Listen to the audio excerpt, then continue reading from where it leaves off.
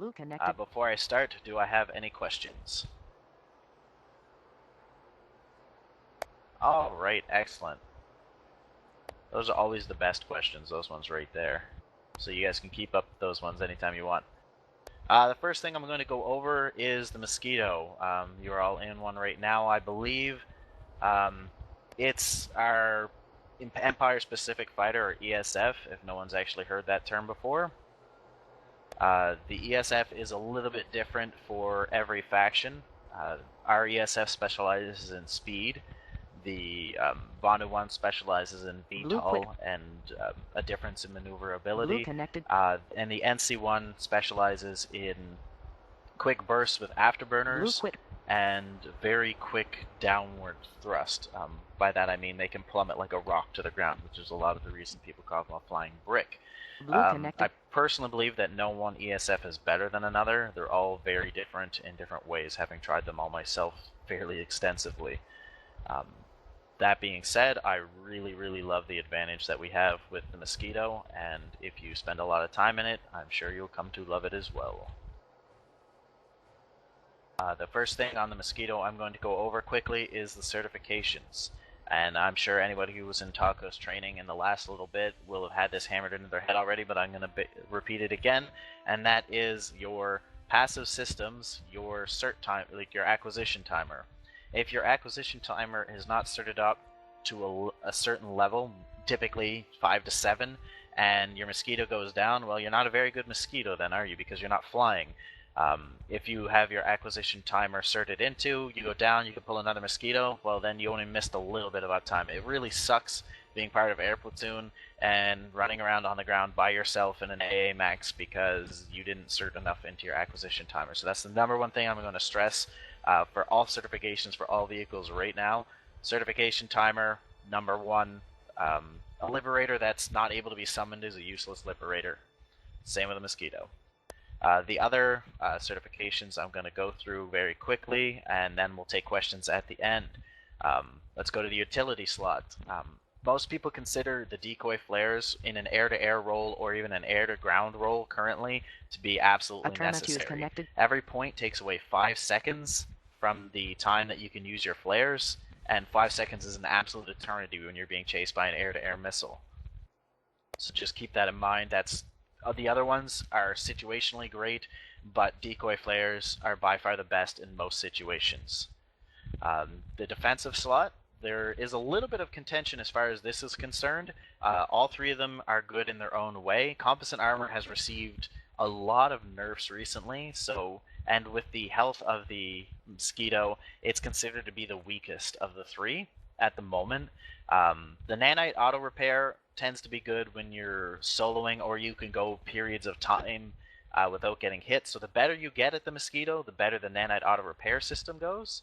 However, vehicle stealth is going to be the best cert to effect ratio you will ever see, because you put 30 points into it, and now nobody can see you on their radar. During a dogfight, you're hidden until you fire, and you can sneak right up behind somebody before squeezing the trigger and taking them out.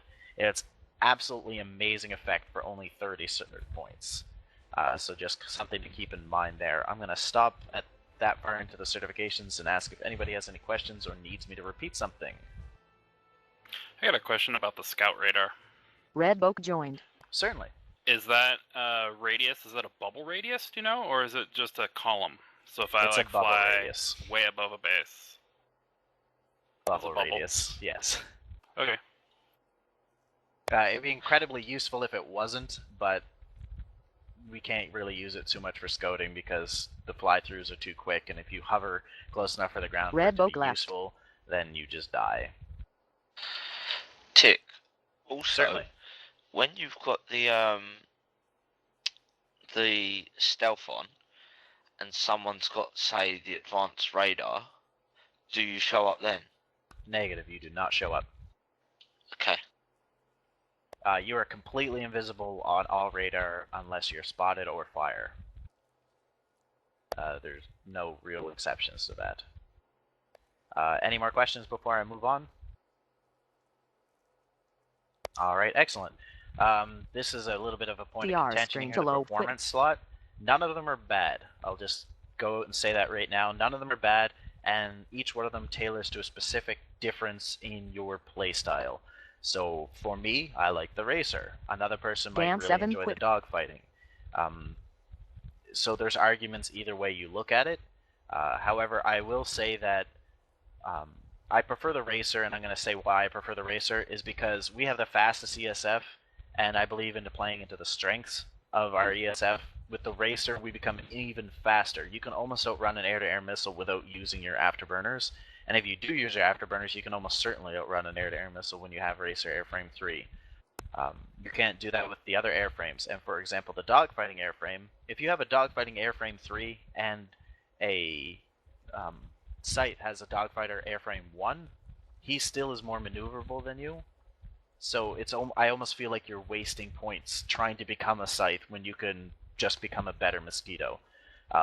Again, none of them are bad though. Dogfighting is not going to... If you put points into dogfighting and you love it, that's not going to make you a bad pilot. That's not going to make you a worse pilot. That's just how I see the airframes. Any questions about that one? Dogfighting 3, woo-woo. What about hover? You didn't really touch on that. I didn't touch too much on hover because hover used to be completely useless. It does have a little bit of use now. For example, the increased vertical thrust can allow you to maneuver a little bit easier, and the air brake will allow you to pull a stall a little bit quicker. I find the differences in those times to be negligible, which is why I don't prefer it. However, the people who like it, and this is the reason I didn't mention it too much, the people who like it swear up, down, left, right, sideways that it's an incredible difference, but I've not been able to see it, and I haven't seen anybody prove that it's more than like a fraction of a second difference. A lot of people that use hover are actually soloists. Yes, that is true. I almost only use hover on air to ground. Anything else, I use something else. Yeah, even for air to ground, again, see, this is where it plays into personal preference. I use Racer because that way I can fly in, slow down a little bit, kill a bunch of people, and then speed the hell out of there before I even get hit. Hover would allow me to make those shots easier, but I can compensate for that with practice. Whereas I can't compensate for speed with practice. I will always go at whatever speed my aircraft goes. The last certification thing I'm going to touch on is all the weapons. I'm going to talk to them in general first. Ammo capacity is a huge thing because it's almost the exact same as the acquisition timer. Ammo capacity is going to keep you in the air longer because you don't have to land to regain ammunition as much, and the longer you're in the air, the more effective you are. Because if you're landing getting ammunition, you're not killing stuff. So ammunition capacity is incredibly important in all aspects of air. It also really, really sucks when you run out of ammo just before you're about to kill somebody, or if you're in a dogfight. Incredibly important to get. As far as the actual weapons themselves are concerned, the Needler in all cases is worse as a weapon than either the Rotary or Banshee at their specific tasks. So I'm going to leave the Needler alone. I'll say it's not bad, but it's not great at anything. I have a question on that. May I Certainly. interject really quick? Sure, go right ahead. I just took a look at the map. The NC population skyrocketed at 61%, and their map is creeping towards pretty quickly, so I wanted to give you that heads up. All right, thank you very much. I will. We'll keep it quick, and if we need to, we'll pull back to close to the warp gate. Thank you for that. All right, my comment on the Needler, the one thing I noticed about the Needler, it's Johnny on the spot. If you're shooting at a tiny speck way off in the distance and you get your crosshairs on it, the Needler seems to hit every time. I get the impression that the other two have a bit of a spread, and so if you're shooting at things at a distance, you're not going to have much chance of hitting them. The cone of fire on the Rotary is a little bit worse than the Needler. It depends, I guess, on what you're shooting at. If you want to take out tanks at extreme distances, the Needler would be primary there. But it's so situational that it's typically not something you'll ever be asked to run with in like an air platoon.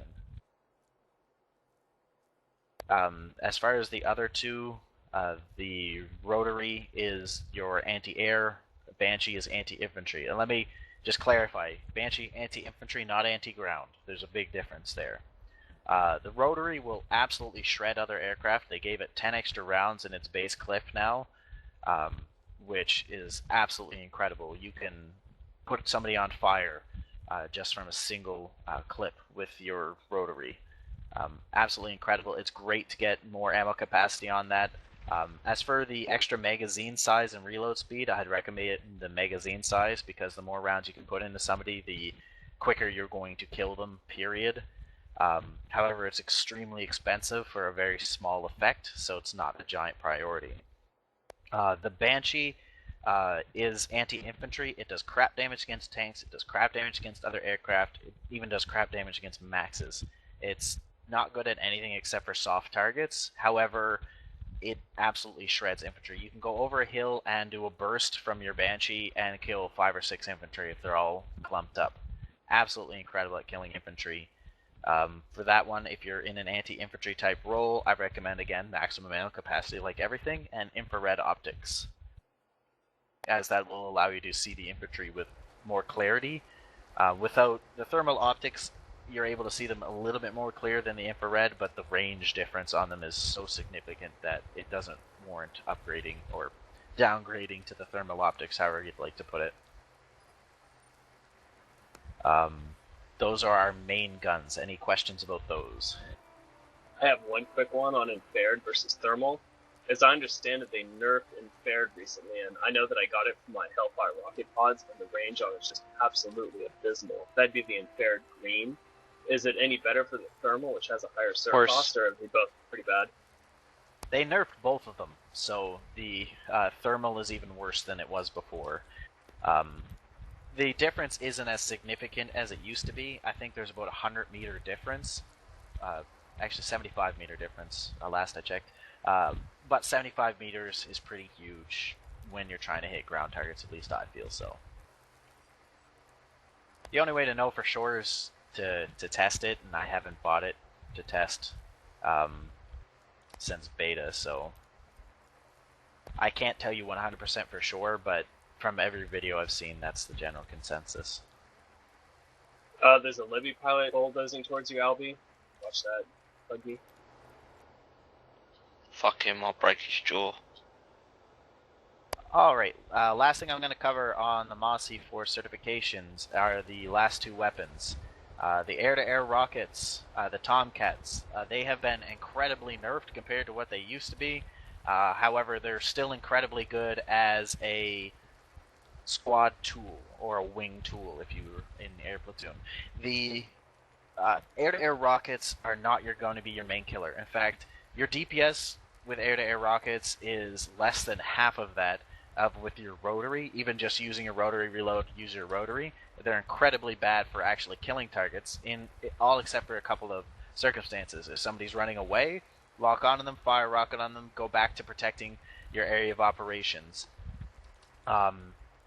If your squad mate's being chased, lock onto them, try and get a rocket off. It'll shake them off the tail of your squad mate, and will really assist your team. So it's really a teamwork tool more than it's a killing tool.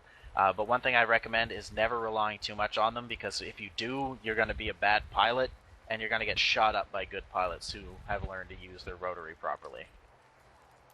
The other thing I want to touch on is the Hellfire rocket pods. Those two have been nerfed absolutely into oblivion. They have very limited uses, however, there's two niches where they're really good at. The first one is that they're incredibly good at scaring infantry. Like, just firing around the infantry, demoralizing them, and scaring them. The other thing that they're good at is tanks. Although they're not great against tanks, they're the best thing a Mosquito has, so if it's really necessary, then the Hellfire rocket pods are the only thing we have that's good against tanks. Again, with those, ammo capacity is the main thing. Just 1 point in zoom for the Tomcats is all you really need for those, and infrared, again, for air-to-ground for the rocket pods. Any questions on that? Yeah, I'm going to ask a quick one. Sure. I feel that the air-to-ground missiles are a good solution to Liberators. I noticed you didn't mention them. They do less damage to Liberators than your regular gun. and so there's no reason to use them specifically against Liberators. You'll be doing less damage than using your rotary on a Liberator. Also, the only safe way to take out a Liberator, not by using your rotary, is by using air-to-air rockets at a long distance and staying out of the range of their tail gun. Alright, just a general... Go ahead. No, my other question is that it also seemed like get a little bit more praise from the air-to-air group operations. Is that what Squadron usually pulls? I'm sorry, I couldn't quite hear you there. You cut out a little Reader bit. connected. You praised air-to-air for group uses. Is that what Air Squadron likes to pull, if possible? Am I the only one who's getting Lusty? No, sometimes it's really bad with him. From what I got, he was asking if you usually pull air-to-air or air-to-ground, or what your makeup is for the actual squadron. Oh, okay. As for the actual squadrons, in tactics, it all depends on the evening. Ringberg and Sue have been doing most of the air platoon leading. Connected. If there's an absolute crap ton of air, we'll typically be pulling air-to-air. If there's a little bit of air, we'll still be pulling mostly air-to-air and then some libs. But if the air is completely clear, then we'll be pulling air-to-ground Mossies. But air-to-ground Mossies should be and are typically the last option. When there's no air at all, that's when the air-to-ground Mossie is pulled. But it's not typically what we do. Alright, gentlemen, I'm going to set up a new new platoon waypoint. We're all going to move out to that location as they're closing in on us. While we're flying, I do have one question as well. Certainly. Concerning the rotary. Now, I have not a horrible kill ratio with the rotary. However, how do you typically line up your shots with the rotary to get maximum bullets on target? The best thing to do, actually this leads me well into the tactics section for the Mosquito, which is what I'm going on to next. The way that you should be making kills on a Mosquito is much different than, for example, like the Prowler, where you sit back and take shots. The rotary kills, most of the ones that you're going to be getting, in a Mosquito, air-to-air, height is a gigantic thing. So you want to always have height, so maximum altitude. Some people like to flip upside down and use their free look in order to see what's underneath them to pick targets. Then you swoop in, get as close as you can, and open up with the rotary. More often than not, that's going to be getting you the kill, and that's going to be getting you the high accuracy with the rotary. What I find a lot of new pilots do, which causes a lot of the issues as far as missing with the rotary, not getting a lot of shots off, and going down in a fight, is getting into what's called a death spiral. It's when, let's say you and a Scythe are locked in this circle maneuver where you're both trying to just spin around quicker than the other person, getting a few shots off, and just trying to maneuver in this weird circle, slowly falling towards the ground, taking shots. That's more often than not, especially in a Mosquito, going to get you killed. We want to try and avoid that at all costs. Okay, so what do you do in that situation? Scythe's on your tail. He just buzzed you, he flipped back around, he's now on your tail. How do you get out of it? What you're going to want to do is you're going to, in most situations, let's assume he's close to you, you're going to start getting into that turning war. Just the very start of it, let him think you're, getting into the turning war with him, and then you're going to use your afterburners to break either low or high. Typically high is going to be the way you want to go, because it's kind of like a light assault when you're an infantryman. Most people don't look up and look down. Even pilots, like the ones who have been playing for a while, I find myself having to remind myself, sounds like a horrible sentence, but it's true, that you have to constantly be looking up and down for targets. When you get into this death spiral, and you shoot up in the air at a time when he's not able to attack you, he typically has no idea that you've even gone up. And even if he does know that you've gone up, he can't match your speed. So you can shoot above him, turn back to face down, and just watch him spiraling around a little circle looking for you, and take your shots as you please. 9 times out of 10 against your average pilot, that's going to get you out of that death spiral. There are other cases in which you're against a better pilot. The best thing to do then is when he's at a position where he's not able to attack you, is to use your afterburners and look for ground cover. Try and lose him in ground cover and come back with the advantage. If you do get into that death spiral, especially with a scythe, if they're an equally skilled pilot, you will lose because they are built for it and they are way better at it. They love getting you into those. Do I have any questions on that? That's pretty much the basic attack maneuver for Mosquito. Starting up high, swooping in, trying to get the kill. If you don't get the kill, we'll get back up high and then swoop in again or choose a different target. But always try and come in from the high ground to the low ground and always try and get the surprise, get the jump on your target. Can I say something on that spiral? Certainly. I've found that when, like you said about running with the Speed Racer, if you've got it equipped, a lot of the time, if you just afterburner off in one direction, you'll be so far away by the time they realise that you're that far away, they won't bother chasing you. Yeah, that's very true, but I feel like that's fairly specific to that airframe. It's not really a tactic that you can do with some of the other airframes. You might get away with it, but unless you have a highly upgraded racer airframe, you can't burst straight away. Benefits from that airframe. Yes, that is very true. It does work significantly. Alright, and on to the... actually, I'm going to skip the practical part of it. We'll get to that later since I am running a little bit long again. I'm going to get quickly onto the Liberator, and we're going to talk about the certifications of the Liberator, but nobody has anything else to say about the Mosquito. Again, I'm going to get into the turns and all that practical stuff at the end. Yeah, one quick question about the Mosquito.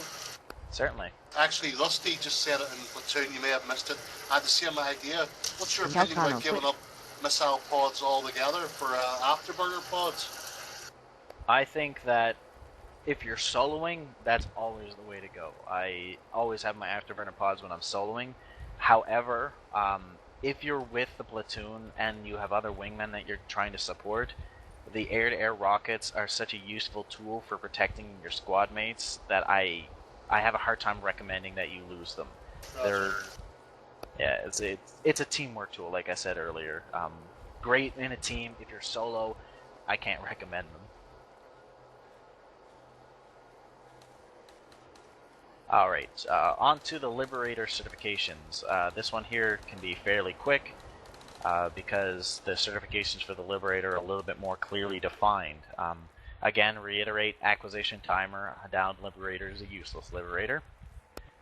As for the weaponry, the Shredder has uses, but the uses are incredibly limited.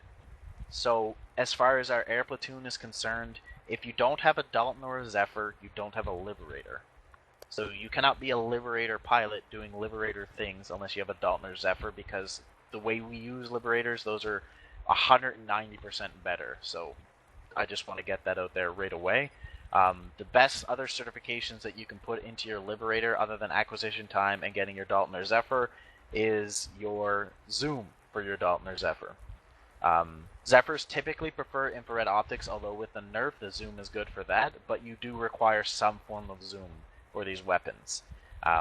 If you have, for example, a Dalton, which is your high-altitude anti-tank weapon, and you have no zoom on it, you're not going to hit anything, and that gun that you spent 1,000 certs or 700 station cash on is not very useful, so that zoom is incredibly important to upgrade on that weapon. Now I'm just going to go down the list of the other things, and then I'll get questions or comments at the end. As far as utility slot is concerned, I've heard differing opinions on this. However, most people agree, not everybody, but most people agree that the Afterburner is an incredibly useful tool because it allows you to get into a situation, don't use your Afterburner yet, you get into a situation, you're shelling the heck out of targets, and then all of a sudden, all hell breaks loose and all the AI turrets turn towards you. The Afterburner will put you at your maximum speed instantly. The Liberator accelerates extremely slowly, and that's one of the main reasons you're going to die in a Liberator. This Afterburner eliminates that weakness and allows you to accelerate to maximum speed or slightly above maximum speed for a very short period of time and get the hell out of there a lot quicker, increasing your survivability. The Decoy Flares, some people make arguments for those, but I feel like it takes so many lock-on rockets to down a Liberator that once every 25 seconds having Decoy Flares is not going to be the difference between life or death. It may be, but anti-air tends to be the bigger threat to a Liberator, especially in our air platoons because you have Mossies to cover your ass. As far as the defensive slot is concerned, there are two schools of thought on this. Well, everybody agrees that vehicle stealth is not really that important in a Liberator. You're not that, stealthy while you're raining death upon people. However, there are two schools of thought. One is for Composite Armor, which, after the nerf, is much less effective than it used to be. However, it does allow you to stay in an area slightly longer. So if you're the kind of person who likes to push it to the last second, that Composite Armor can assist you there. However, since the buff, the Nanite auto repair system has been an incredibly good asset we found for Liberators, because it allows you, especially if you've upgraded your ammo, it allows you to afterburn out of the area. Let's assume you have those. Circle around, and by the time you circle around, your Liberator's repaired fully, and you're back and shelling the target again. It decreases your downtime, and like the acquisition timer, downtime is when you're not useful, so this assists you in keeping that to a minimum. Do I have any questions on those? Yeah, just one quick ahead. question. Well, obviously, nanite auto repair is 4% every 5 seconds. The next rank is 4.5, and the next rank is 5, so obviously it's going up 0.5% per. Now, I have it at rank 1, and I noticed that it was pretty good. I mean, that was a significant healing factor on it. The 0.5s, is that really worth it? Worth all those certs? It's not, honestly. If you don't have the certifications to burn, it's not really that worth it. What is worth it later on is the time before it kicks in. Like, at point 1, it's 12 seconds before it kicks in. At the last point, it's 8 seconds. And in that 8 to 12 seconds, you could have repaired a significant amount of the Liberator, so that's what makes it worth it. But, again, that's a hell of a lot of certs for a very minor effect, so it's not a high priority. It's nice, but not high. It's 1,000 certs in total to fully do your auto repair. Yeah, exactly. And it is only 700 to do your composite armor, roughly. Just quickly, off the top of my head. I was going to ask the same question regarding the Afterburner. You put the first cert block, and the second cert block is 375 cert points, but it's for 12.5% fuel regeneration rate increase. Is that worth it? It's worth it. It can be. If you have certs. If you have the certs to burn, let's say you've maxed them, this would be the last thing I put points into, for example, in my Liberator. Very, very, even lower priority than the nanite auto repair. It's great when you max it out. I mean, the amount of certs you need to do is incredible. Great, 50% fuel regeneration is incredible, but holy crap, that's a lot of certs, so I wouldn't bother with that for ages. Going on to the performance slot, there's different schools of thought on this. Pretty much everybody, I won't say everybody, but most people agree that the high G airframe is not all that effective in the Liberator. There's not typically a lot of reason you need to be using it. In fact, if you're using the high G airframe and you're throwing your Liberator all over the place, your tail gunner's not going to be able to hit shit, and you're probably causing yourself to be at a little bit of a detriment. There are arguments for the Precision Bomber airframe because it allows the Liberator to brake quickly, which is a tactic that's used a lot to catch NPSFs. They'll be right on your tail, you brake quickly, and they'll come right up in front of the tail gun, and it allows your tail gunner to take the guys out really easily. Then there's also good arguments for racer high-speed airframe because it increases cruise and afterburner speed. If you're using the afterburner, you can get the hell out of an area really quickly. In fact, you can afterburn out faster than a scythe is able to fly. If you have Racer, High Speed 3, and an Afterburner, your afterburn speed is faster than their afterburn speed. So you can even outrun a scythe, mind you, for a very limited time.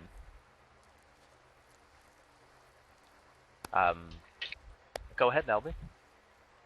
I was going to say, but that time that you are quicker than them gives your gunner time to get to the other seat, get eyes on them. Just thoughts. Very much so. The primary weapon on the Liberator is typically not used. You have two choices. You have the Vector or the Tank Buster. The Tank Buster is incredibly good at shredding anything that gets in its path, but it's very much like a shotgun. It's got an absolutely massive spread. So if an enemy ESF flies in front of your Liberator and you have a Tank Buster on there, light them up. It's incredible. It's beautiful to watch an ESF go from 100% to 0 in a tenth of a second. But it's very difficult to hit them, and that's not what you should be concentrating on typically in a Liberator, speaking in a platoon sense. So I'm not even going to bother to cover those. If you want to hear about those, you can pull me aside anytime, and I'll be willing to talk about them. And that pretty much covers the certifications for the Liberator. Oh yes, the tail gun. The Walker is your best option. Bulldogs have situational uses. The Drake isn't bad. You just try to crash with the Mosquito Atrix. Watch out, watch out. I don't know if he's Zip putting connected. CPU or what, but he just crashed into his mossy enemy. Wait a minute, Alright. so you're actually saying, because, I mean, I have all the weapons that you can have for the Lib. And I've Slice used of them, zip and I've joint. even spec'd into them. And the Drake is absolute garbage. It's if you have a Drake in your Lib, just tell your gunner never to go to seat 3. It's that useless. But I have the A30 Walker and the Bulldog, and my gunners, which is Psyker usually, he's gotten more kills for me in the air using the Bulldog than he has that Walker. He says it takes several full clips to kill a scythe that's on you. Alright, gentlemen, move into the warp gate here quickly, please. Did you already start, Tick? Oh yeah, I'm almost done. Can't we man. kill it? Woo, Liberator kill. Alright, No. gentlemen, don't focus on getting kills, just get into the warp gate so we can continue. I'm sorry, he crashed and he was just sitting there at low health. It's all good. What con are you on? How could Esmer. anyone resist that? Amrish. Alright, as far as the Bulldog as the secondary gun for the Liberator, it's not bad if the ESF is really close to you, and if you have a tail gunner who is good enough to land the shots with the Bulldog, then yes, it's absolutely incredible, but I've met maybe 2 gunners in my entire time playing Planetside 2 who could reasonably land shots with the tail gun Bulldog, so I can't recommend it as a standard, but it's not bad. Tick, who are those 2 people? Just wondering. I'm not giving names. Come on, so we know who to change up for. Well, Torx is an absolutely incredible Liberator gunner, so he's done some amazing job with both the Bulldog and the underguns. And Reaction Shot was incredibly good as well, but he doesn't really play anymore. I haven't done a heck of a lot of Liberator bombing for the outfit though, so I'm sure there's other guys who are good at it, but again, few and far between. So if you find you have a gunner that's incredibly good with the Bulldog, go right ahead, but I can't recommend it as standard. We should maybe put that into some training. Maybe. Just wondering, in case. Alright, it let might me be get- a valid point. I don't think that's something. Sorry, go ahead. No, go ahead, Zip.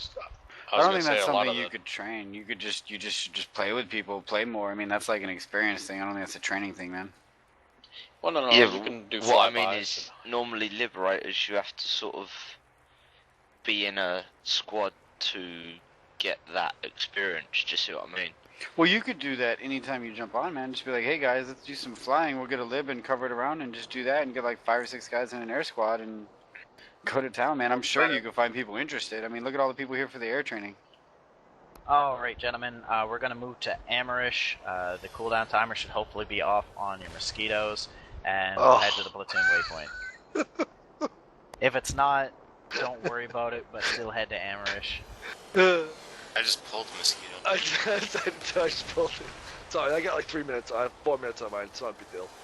Leave to the NC to ghost cap an entire continent. In the last little bit here, I'm going to go over maneuvers. I'm going to be using the Mosquito as the example for those. I'm going to quickly go over them, then you're going to be free to practice them as much as you want, but the training will be over. It's incredibly difficult to practically test everybody. It would take me like 3 hours, so I'm going to explain them. You can practice on your own, or you can practice here afterwards, and I'd be more than happy to help anybody. Also, at any time, feel free to pull me aside or any one of the other experienced flyers, and I'm sure they'd be willing to help as well. But if I can get everybody near the platoon waypoint now, that'd be great. Where is it? It's on Amarish, Hidden Ridge Mining. Now, I'm going to explain these while everyone's starting to get set up here. There are basically two ways to turn an aircraft, specifically the ESF or Mosquito. Typically, most aircraft will turn, like in real life I'm speaking, will turn with the top of the aircraft towards the inside of the turn. Meaning, if a scythe is chasing you and you're turning to face the scythe, the top of your aircraft will be showing. Although this is how it works in real life, I cannot recommend it within Planetside 2, and there are two reasons for that. Number one, the armor on the underside of your ESF is higher, only against specific projectiles, but it is higher, so you'll always want to be showing the bottom of your ESF to your foe. And secondly, the turning with your belly towards the target is quicker. So you will actually turn quicker to face your target while turning the belly of your ESF towards them. Let's have everybody land here quickly at the platoon waypoint, please. 4 minutes. Yeah, if you can't pull, then... I can pick you up. Yeah, Zib will come and pick you up. I can fly it. Live out there. You want me to just do that? Yeah, go right I'm ahead. in one. Either or. Doesn't matter to me. Alright, everybody who's here, do you have eyes on Tick's Mosquito? I should be the only one flying right now. Everybody else should be landed. Does anybody not see Tick? Alright, beautiful. Alright, I'm going to first demonstrate the wrong way to turn, and then I'll demonstrate the right way to turn when in combat. So, this is the wrong way. ESF is on me, and I turn like this. You see what I'm doing? That's the wrong way to turn. See how wide those turns are right there? Where are you? He's up above us. Platoon waypoint. I'm right up above you guys. Oh, I see. I got you now. Right. So this is me turning the wrong way. The enemy ESF is on me. Bankress connected. Alright, now I'll show you guys how you should be turning the right way. Now this is going to be belly down, so you'll notice the difference right here. See how much sharper those turns are? Not really, to be honest. That's the very basics of air combat right there. That one change alone, when I learned that Planetside 2 functioned in that way, completely changed the way combat worked for me, and my kills went way up from what they used to be. So if you take away... Go ahead. When you're turning like that, are you using ascent or descent or anything like that? I'll get into that for the next part of it. That's just the very basics, though. That one turn alone, if you take nothing else away from this training, just remember that's the way you should be turning in combat. The next thing I'm going to go over is a little bit more complicated, but it's the turn you're probably going to use most in combat. There are other varieties. There's about 30 different turns. They all have fancy names and everything like that, but this is the most common one, and this is the one that's probably going to change combat most for you, and it's what's called a stalling turn. So if everybody has eyes on me, I'm going to demonstrate quickly, and then I'm going to tell you how to do it. So I'm flying. Oh my god, there's an enemy SF on me. And then I turn, and I'm facing them. It's the fastest possible turn that you can do without altering your altitude too much. It also can can lead into other maneuvers. I'm going to explain how to do this quickly, and I'll re-explain it a few times. But after that, we're going to call it on the training. You guys are more than welcome after that to practice the turns as much as you want, and I'll be around to help. But to do it, what you're going to first do is I'm going to use the keys that are set up default on the keyboard. If you need it explained another way, I will, but this is the easiest way to explain it. You are attacked, you're going to hit S, A or D in the direction of the sky while turning your aircraft sideways, just like you would for a normal turn. Like you'll see my aircraft now, I would be hitting A. If I turn to the right, I hit A. If I turn to the left, I'm hitting D. Whatever way the sky is, that's the turn key you should be hitting on your keyboard. So we're hitting S, in this case A, spacebar for my vertical thrust to turn me around. And just like that. That's all there is to it. So it's brake, direction of the sky, turn your belly towards them, spacebar. Now you want to be hitting all those things much quicker than I said them, so it's going to be nearly instantaneous. And that's how you pull off the turn. If you do it successfully, you're not going to lose anything in the way of altitude, and you're going to turn nearly on a dime and be facing directly 180 degrees behind you. Facing 180 degrees behind you, mind you, is going to take a little bit of practice, but that's what we're here for. Do I have any questions on that before I call an end to the ops and we start screwing around in the air? Can you do a couple more in the same place you were? I was just recording it. Certainly.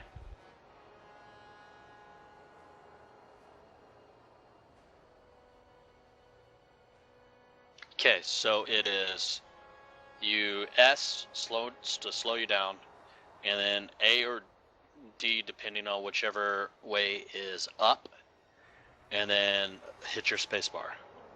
That is correct. What each one of those things does, A is what, or D is what's going to keep you from losing altitude. The S is what's going to slow you down and put you into that stall, and the spacebar is going to cause you, while you're turning, to fling around quicker. It's going to propel you through the turn, and kind of like a rear-wheel drive car, it's going to shoot your tail out. Can I say one thing before you end it? Certainly. Change your eject button. Personal preference, but it's a gigantic help, is to change your eject button to something that's not E. Do I have any questions? Anything before I end the training officially? One last question. Certainly. Bring it up before albeam ejection. Key bindings. Do you have anything to use? Like, I use the paddles on my mouse for pitch up, pitch down. What do you have? Or what would you suggest? I've heard people suggest that you can use certain keys to pitch up and pitch down quicker.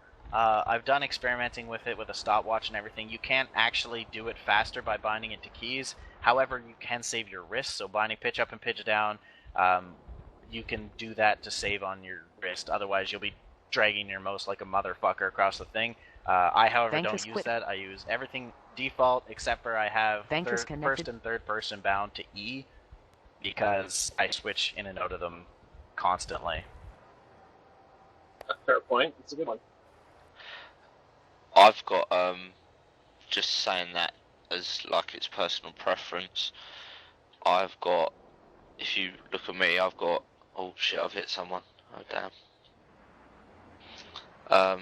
If I'm pressing E, I'm doing that. If I'm pressing Q, I'm doing that.